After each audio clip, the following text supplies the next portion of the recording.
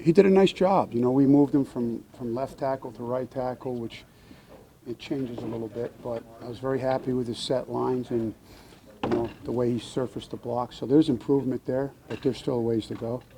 How about Andre? How did he look last night? Good as well. I thought both those players did a nice job. The thing that you know, Andre,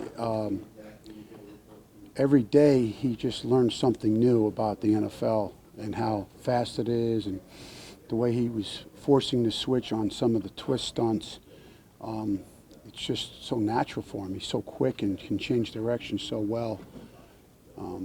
Actually, for the guard, it's almost like they have to trust that he's going to be there on the game or a twist stunt, that, like, you know, I just have to snatch this guy and then I can go because Andre will be there, because that's how fast he is. But Is that one of the toughest things for a rookie tackle to learn? Yes. Is those types The of games, the stunts, they're so much faster in the National Football League than they are in college.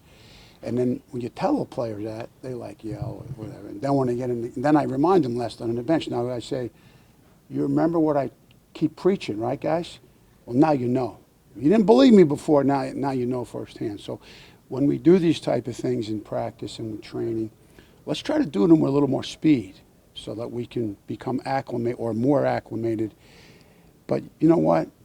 You can't simulate. We try and get as close as we can to the speed of the game, but you can't simulate the speed unless it is the game. So that's why it's nice to have those players get that many reps. For a guy like Jordan, how has your expectations changed from last year to this year? Well, you got to remember, last year we were teaching from ground zero. We were teaching stance. We were teaching hand placement. We were teaching relocating your feet and all the little things that maybe players would have learned in Pop Warner or high school. He didn't know any of those things. So, you know, there's still, like I said, a ways to go, but he's much more advanced in that category than he was last year, obviously. with those stunts and twists, without being able to replicate them in practice, are you even kind of surprised or don't really know what to expect from a guy like Andre in his first game with those types of? No, because he has the critical factors as for an offensive lineman to get that job done at the highest level. Now it's a matter of recognition, reaction time, and you can see that's where you can drill on the field is, you know, reacting to a player. When you realize a player's not really speed rushing, something's going on. You better be ready to react. And the timing of all that is where you have to nail that down. Wiz has seemingly been struggling with some low snaps lately. How have you gone about correcting that, and how has he done otherwise as far as protection goes? Yeah, we drill that before we start practice. When you guys are out there, you see Wiz over there snapping. I explained to him, you know, we got to, like, accelerate you're not in a game, so it's different, but we want to kind of play with your imaginary friend almost. You know, we have a coach over there standing there and act like come off like you're blocking, and, you know, that kind of thing. I think that sometimes in the game when you're so excited about blocking somebody or there's a blitz coming or you recognize that there's something about to happen, so you try to get the ball out of your hand faster, that's when the problems occur. As you go through the sort of nightmare in-game injury replacement scenarios, would you feel comfortable playing Andre at a position other than left tackle? Yes, I mean we don't do that stuff like we're doing with V right now until we feel like you master a position.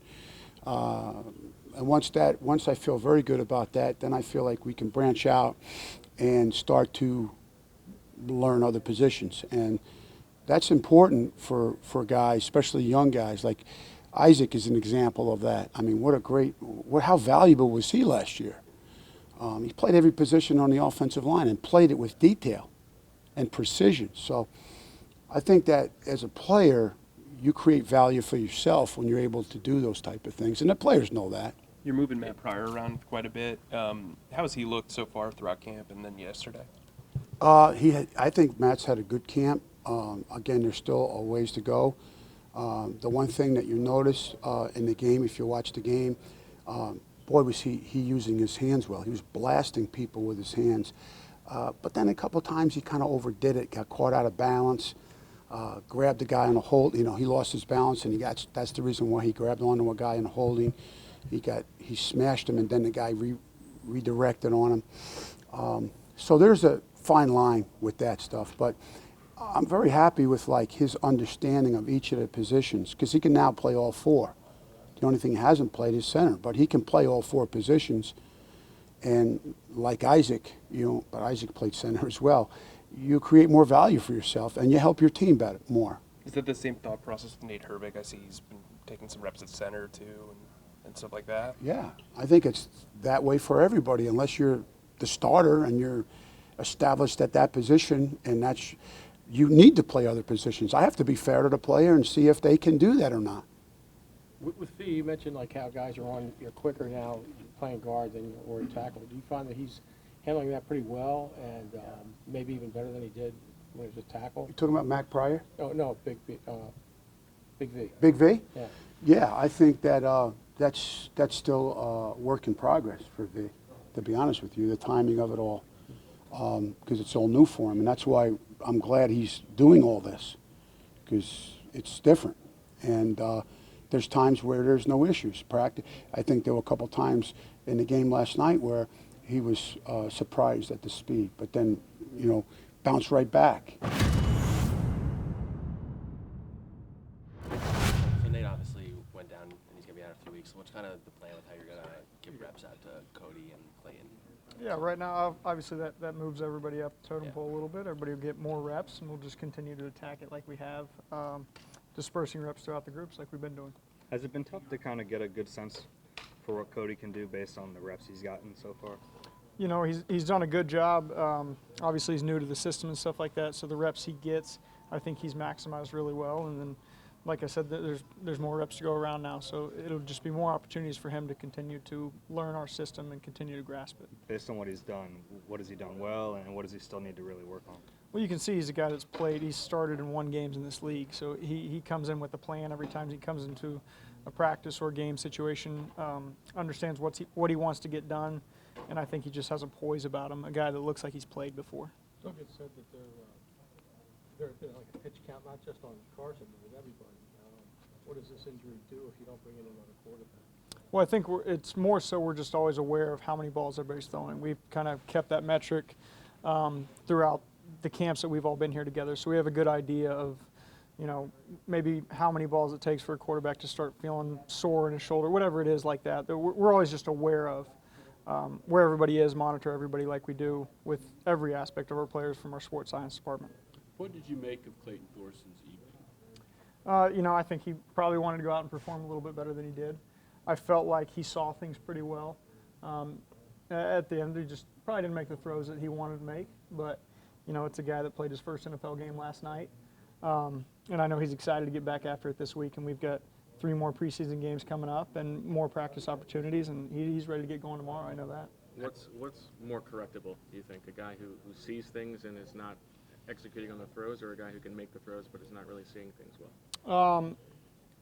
I don't know. I think with Clayton, I really like that where his eyes were. He was in the right place. He understands our offense, the scheme of things. I think there was just some adrenaline probably pumping through his body the first time to wear an NFL uniform and walk out and play in a game like that. So, it's all correctable stuff that we're excited to get him back on the practice field and keep working with him. Was it technical, the misfires? I think there were a few that probably were a little technical, but at the end of the day, I think a lot of it I kind of rack up the nerves and just get back to work tomorrow and keep working with him. He's excited about that. What are the things that he's done well this summer?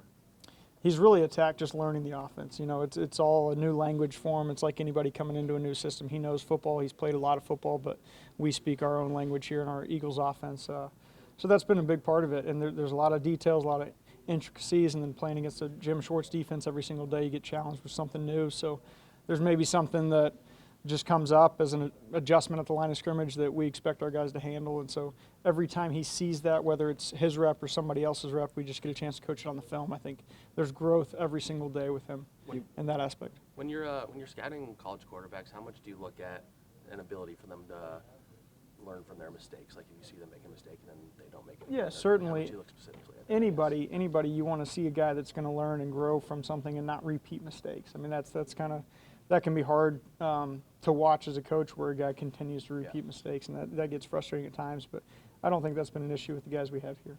You When mentioned with you- Cody, you can tell that he's a veteran by some of the things. Is there an example of where that's shown in practice or in the meeting room or something like that? I think just some of the pressure situations, the blitz periods and things like that in practice, he comes in knowing where his hots are, knowing where he's going to get rid of the ball, protecting the ball in certain situations. You know, there was one play we even just had a bad snap. He picks up the ball, fires it out of bounds, as opposed to we obviously have a bad play going on with the bad snap or whatever it may be, and he's not letting things get worse. He's going to play the next down. That's a guy that understands kind of how to play the game and the value of the ball, basically. Do you get the sense that Carson wants to play in the preseason? I think Carson wants to play every single day that we can play football. He'll be out there as much as anybody attacking it, trying to get better. So I think he just wants to play football. Do you think that quarterbacks get typecast too quickly in this league? Sorry? Do you think the quarterbacks in this league get typecast too quickly at times? You know, I don't know. I think that probably you could point to a bunch of different circumstances or guys that maybe do or guys that maybe don't. There's a lot of guys that get a ton of opportunities. And then there's maybe, like you said, a handful of guys that probably get typecasted. And whether that's fair or unfair, I don't know. Each situation is probably its own. What did you like about Thorson in the draft process? You know, I think he's a guy, obviously, set the Big Ten record for starts, so a guy that had a ton of experience, a guy that has the measurables. He's a very mature person, individual, has a great knowledge of football, how to play. You just saw the experience and the leadership kind of ooze out of the guy, really. When you get a chance to talk to him, he's got a level head on his shoulders. He's got a lot of those intangibles as well that you see in a lot of good players. Do you see in Nate somebody that's improved his scrambling abilities? I think so. I think Nate is a good athlete. Maybe he doesn't get a lot of credit for that. He prides himself on being an athletic quarterback. So I think being able to create outside the pocket is something he's really worked on. He's done a good job with. For a guy like Carson who's smart and has been in the league 3 years, what would be the advantages of him playing in a preseason game? Anytime you can go out there with your unit and play against a new defense, you know, whether that's any of these teams we're playing or our defense playing a different scheme or working on something different, I think there's a lot to be able to grow from that. And each opportunity you continue to fine-tune our offense, fine-tune the operation and everything. So I think there's always growth whenever you get a chance to play. Are there advantages in that over joint practices? I mean, obviously the fact that the quarterback's live, I think that's you can't ever recreate that situation or a game situation without exposing your quarterback to getting hit. So I'm sure there's a few advantages, there's a few disadvantages, but I think we'll just kind of take each situation as it comes. Russ, you guys are playing Nick and his new squad next week. In what ways do you still kind of feel his imprint in the quarterback? Well, there's definitely a lot of coffee around the room that Nick played a big part in. I don't know if there's necessarily one certain imprint. You know, each season's a new season, so the room will always kind of evolve season to season. Even if it's the same 3 coming back in, it's a new season. They approach it with fresh eyes, I think, and a fresh mind, and we continue to evolve the scheme as we go. We always want to grow and continue to fine-tune everything we do, so it continues to change as we go. Have your perceptions of Deshaun Jackson changed over the few months that you've had him? Well, when he came here, I didn't know Deshaun from anything. I've never worked with him. So when he came here, it was just another guy, and I had to get to know him. We got to build trust between him and everyone else in the room. But the thing he has done over the past week to probably 10 days, 2 weeks, he's been a lot more vocal in our meeting room as he's gotten to know the guys. And the younger players, you know, they're waiting for that. Elshon does it, Nelson does it, and I just think he's taken on a little bit more of a leadership role as he feels more comfortable with the group. What types of things is he more vocal about? Well, he sees something in the practice field, maybe it's not him, and he sees a younger guy do something, and he'll say, maybe you can try this. Have you thought about doing it this way? You know, this is a guy that's done it thousands and thousands of times on the game field, on the practice field, so experience matters, and he's done it. In your time in the CFL, did you have exposure to Mark at all, to Mark and Michelle?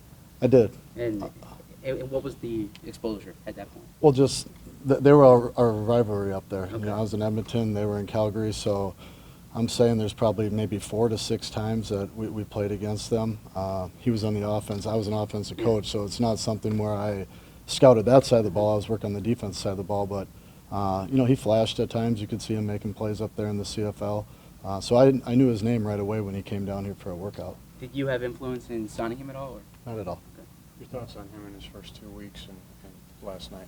Markin, very happy for him, that play down the field. That was against the starting corner for that defense, and he got behind him, and Nate put up a great throw on him, and he finished, and you could see the delight, when he got to the end zone. He was so excited to make the play. So that's what it's all about. You go all week and you grind and you perfect the plays and you go over the plays in your head and you envision yourself making plays like that. Then a kid like him, his first NFL game, he gets to go out and do that, here in Philadelphia. So everyone was excited for him. What does he have to do to make the roster? I'm just coaching him. I'm not making the decisions on who's going to be on the roster or not on the roster. Is Mac Hollins behind from all the various problems he's had? Clarify behind. What do you mean by that? Is he in the same kind of shape and is up on what you're doing as everybody else in the receiver group? Yeah, there's not one concern with Mac knowing what we're doing offensively. He is a smart guy. He's a pro. He can answer any question in the room. So when he's ready to go 100%, he'll be out there doing it at a high level. Greg Ward is a guy Doug has brought up, Mike has brought up a little bit, is improving from his time in the AAF. Have you seen a different player this time around? Greg has made strides, yes. I would say last year from OTAs until now, I think that league helped him, getting some extra football in there. And Greg's another guy, honestly, you could line him up at any of the 3 positions on our offense, Z, X, or F, and he could line up and play at a high level at those positions. So those are the guys you really value, guys that know more than just one position. But he's been exposed to this offense for numerous years, so he feels comfortable in it. We're happy to have him. He's having a good camp. It seems like every year they talk about interchangeability in terms of guys being able to play all 3 spots. And the season comes, and then there isn't much of that. Guys, the slot plays in the slot, and the outside guys play in the outside positions. Is there more flexibility this year to do that? Well, formationally, we could call any formation, and we put Alshon in the slot. You could put Deshaun in the slot. Nelly was a slot receiver on paper last year, but Nelly did a lot of some stuff blocking as a number 1 receiver into the boundary. So I would say we do move them around, probably more than most people see, and we just do that formationally. Yeah, well, he was outside more because of the injuries, though. I know when Golden Tate came, that kind of forced him out there. I'm just wondering if there is more opportunity for Alshon and Deshaun to kind of play in that spot, the slot spot. Because you can obviously get certain matchups in there that favor you guys. I think between Coach Peterson and Coach Grove, they're going to put these guys in the best situations, game plan-wise, where they see fit. There's formations we have where there's 1 tight end to the boundary and 3 to the field. Well, Alshon and Deshaun are going to be in the slot in a formation like that because the formation demands that. Okay. What else can Alshon do? What's kind of the next step in his development as a player, if there is one? Alshon. I've known this guy for a long time. He takes his job very serious. He's very demanding of himself to be ready for this upcoming season. I think always with any receiver, you're just trying to perfect your game at the line of scrimmage. You're trying to perfect your game at the top of the route.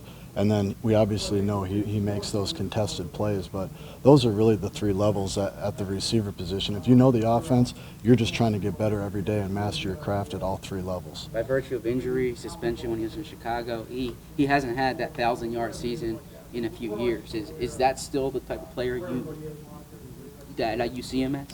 Absolutely. But I think if you went around our room right now, they're not worried about 1,000-yard seasons. They're not. They want to help the Eagles win every game on every Sunday or Saturday or Thursday, whatever the day we're playing.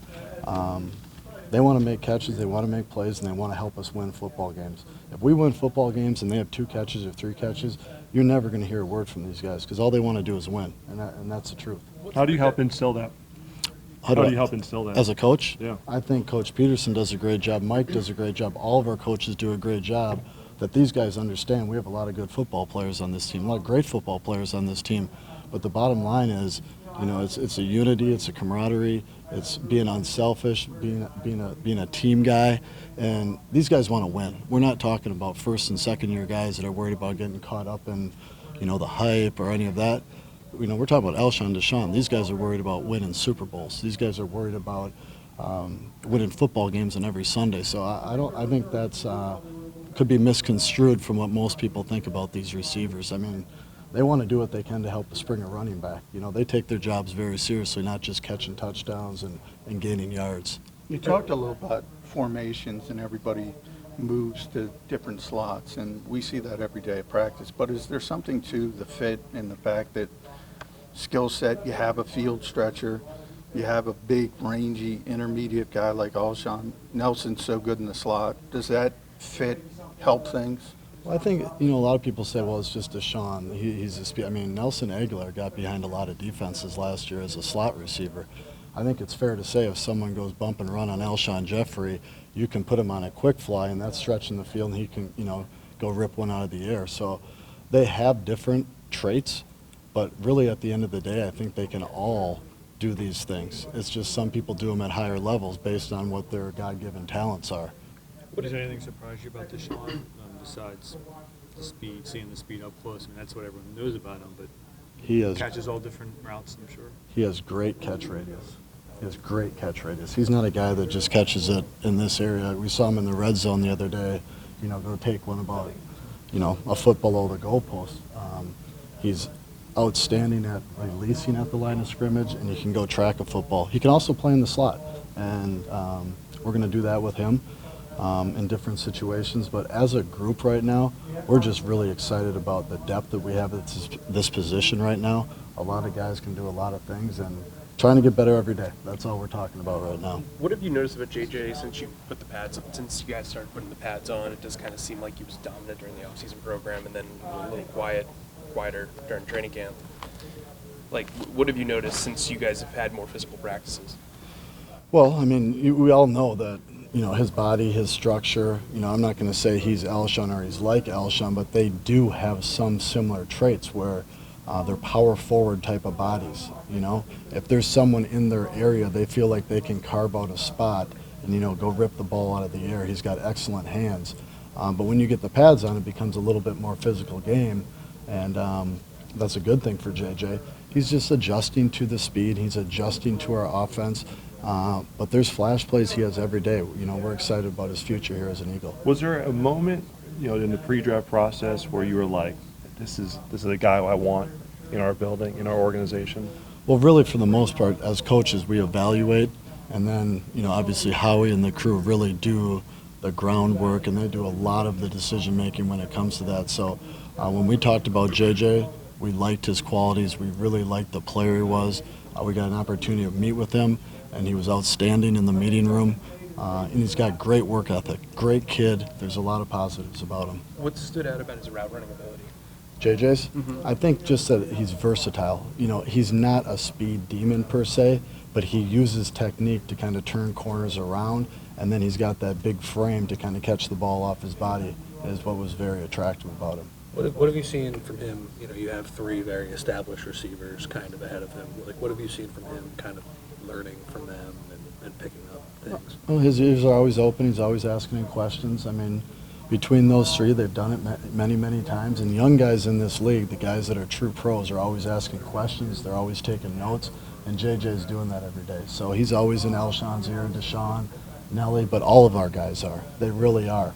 And, you know, there's guys all over our room that are making plays right now. And, you know, we're one big unit. We love playing the ball together, and we're just trying to keep the group tight and be unselfish and be the team guys we want to be. Do you have to talk to guys about stepping up as leaders at all, or has that been a natural process when you say guys like Deshaun and Alshon address the room? I think sometimes it happens naturally. I'm not a guy that's going to push or tell someone, hey, we need this from you. I think it's got to be something in their comfort zone, and some guys just, they're going to do it by their play on the field and let that talk for itself. But we have a good group. They know what it takes right now. They're determined, they're ready. And like we said before, it's just every day we're just trying to get better. Yeah, I mean, it's all of our quarterbacks are very capable, and so going out, you know, our guys are still going to run their routes and plays are still going to get called. So I mean, it's still in training camp. So really, I don't want to say it doesn't matter, but it's just those guys are working on everything right now. What's the biggest difference this camp for Dallas that you've noticed so far? He's got a year experience, obviously. He's a lot more confident right now, understands the system a lot more. He understands, what it takes to play in the NFL and, things like that. The biggest thing probably is his confidence, just because he's more comfortable in what we're doing. With Richard sidelined, is there anybody who's kind of emerged while he's been out? I think everyone's had a pretty good camp. Josh Perkins' progression, Will Tye has come along. So, I think everybody's really progressed. Excited about this Alex Ellis sorry about that. I was thinking about two different things. Excited about Alex and, what he's shown in the brief time that he's been here. What'd you think of that tackle? It was awesome, wasn't it? Yeah. It was. Unfortunately, it was on an interception, but it was good to see him get the guy on the ground, and it just kind of epitomized him since he's been here, just full of energy and just really happy and enjoying himself. When you guys have 12 personnel out there and the defense is countering with 3 safeties, is that the look you want to see from them, or is that the look they're preparing for in case teams go 12? You talking about our defense? Yeah, in practice. In practice. That's probably a question for Jim. For us, it doesn't really matter who's out on the field. I expect those guys to go execute their job, and they've done a good job. So however, we know some teams are going to play us one way, some teams are going to play us another way, and we just have to go out and execute. Are you at the point where Zach doesn't need to play in the preseason to know, hey, he can pick up where he left off right away?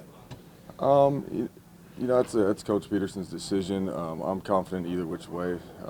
I'd like to see him play, and then if that's the decision is not to, then that's the decision. That's not up to me. He's obviously played a lot of ball, and I expect him. And he's such a professional, and he's so diligent in everything that he does that I'm not worried about it.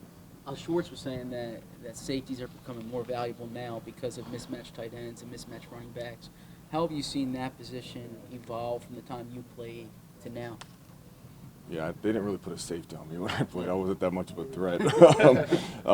No, I think the safeties have always been talented. There's some of the guys that I played against. I picture Rodney Harrison, just because he was. He was your teammate? Yeah, he was there in San Diego when I got there, and he could cover and he could hit. And you got guys like the guys that we have right now, like Malcolm. He can cover and he can hit. He can play in the box. He can do all kinds of different stuff. So.